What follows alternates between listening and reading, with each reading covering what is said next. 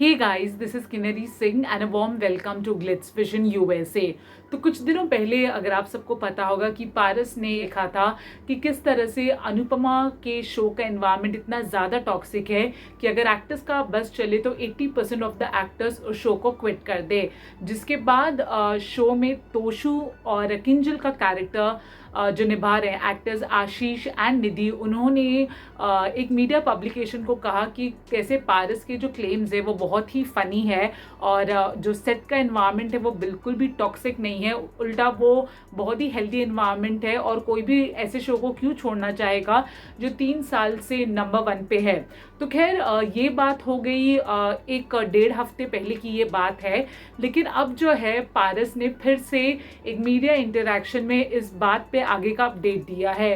पारस ने कहा है कि जब निधि और आशीष के उन्होंने ये स्टेटमेंट देखे, डेफिनेटली उन्होंने अपने इंस्टाग्राम स्टोरी पे अपना रिएक्शन डाला, लेकिन उसके बाद उन्होंने निधि और आशीष को कॉल किया और कहा कि वो ऐसा स्टेटमेंट कैसे कह सकते हैं बिकॉज उनके पास प्रूफ है। जो बेसिकली अनुपमा के एक्टर्स ने पारस को कहा है कि ये एनवायरनमेंट इतना टॉक्सिक है और अगर हमारे ऊपर रिस्पॉन्सिबिलिटी नहीं होती तो हम ये शो कब का क्विट कर देते। ऑफकोर्स पारस ने कहा कि जब उन्होंने निधि और आशीष को कहा कि मेरे पास प्रूफ है, तब दोनों ने ही पारस को अपोलोजाइज किया। जहाँ पे आशीष ने कहा कि वो उनके खिलाफ कुछ नहीं बोलना चाहते थे, वो बस शो के फेवर में जो है बातें बोल रहे थे। वहीं पे निधि ने कहा कि वो डेफिनेटली कुछ ऐसा करेंगी कि पारस की जो कंप्लेन है वो हट जाए।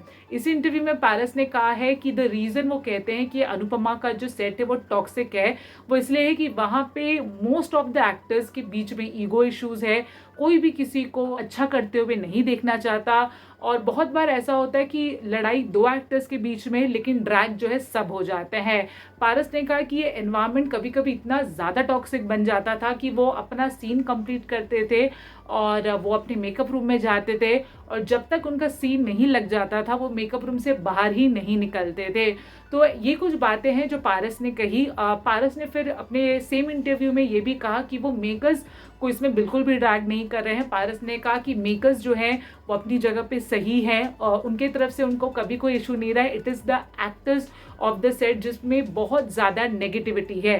बट पारस ने कहा कि उनका मेकर्स से एक कंप्लेन हमेशा रहेगा कि जब उनको बहुत ज़्यादा प्रॉब्लम हुआ था किसी की वजह से एंड पारस के पास प्रूफ भी था अपनी बात को सही ठहराने के लिए, तब मेकर्स ने उनका साथ नहीं दिया और यही बात पारस को बहुत ज़्यादा हर्ट हो गई और इसलिए उन्होंने डिसीजन लिया कि अब वो अनुपमा छोड़ेंगे और बाकी शोज़ के लिए ट्राई करेंगे।